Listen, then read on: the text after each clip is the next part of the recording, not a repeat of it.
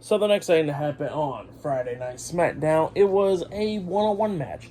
It was LA Knight versus The Miz one-on-one. They showed a great video package between the feud with LA Knight and The Miz, which was pretty good. But then we get to the match. In this match, it was a pretty good match. Miz was doing a few things, trying to beat LA Knight like he rolled him up for a few times, grabbing the tights and all that stuff, getting a 2 count. At one point, there was a scary moment where we see The Miz try to hit like a back suplex onto Knight.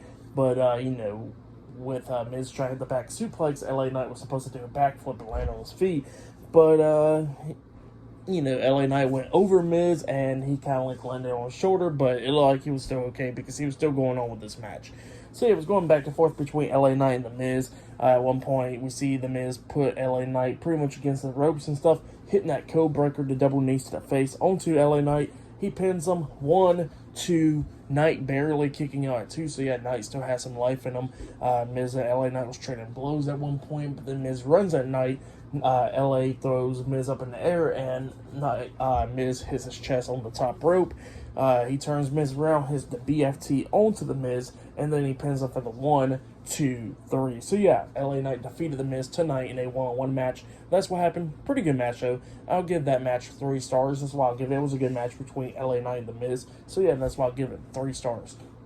Then after the match ended, LA Knight grabs the mic and he says that he is after some gold. That's what he says, and he says that he sees, and he looks up and he sees a bunch of people that have gold, like Rey Mysterio, Gunther, Seth Rollins, and Roman Reigns. And he says he got so many to choose from, and he's going to be going after somebody for some gold. So yeah, that's what LA Knight says, and then he walks away. And we see Paul Heyman and Solo Sikoa watching this on the TV monitor backstage. And Solo Sikoa says that he's ready to deal with some business. And Paul Heyman is trying to get him to calm down. He says, look, I haven't got the message from Roman Reigns yet, so you should calm down. Until we get the message, then you can handle some business, but you don't need to right now.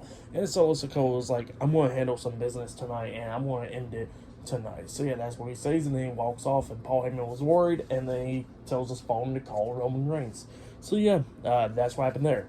But then after that, we see Adam Pearce backstage talking to Elton Prince and Kit Wilson. Pretty deadly backstage, and he says that, Elton Prince is coming close by returning back into the ring, and he's wondering why Elton Prince was in the wheelchair.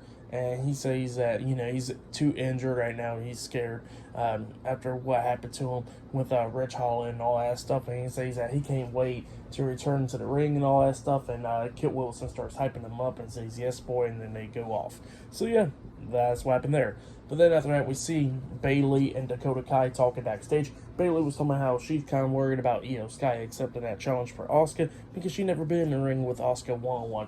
And she says that she don't know if Io Sky is ready for Asuka. And then Dakota Kai was like, well, you need to worry about yourself because, you've been getting distracted by Shotzi a lot lately. And we're kind of wondering, are you ready for Asuka? And then they walked away. So yeah, it looks like up next it will be Asuka versus Bayley one-on-one up next on SmackDown. So yeah, that match will be up next.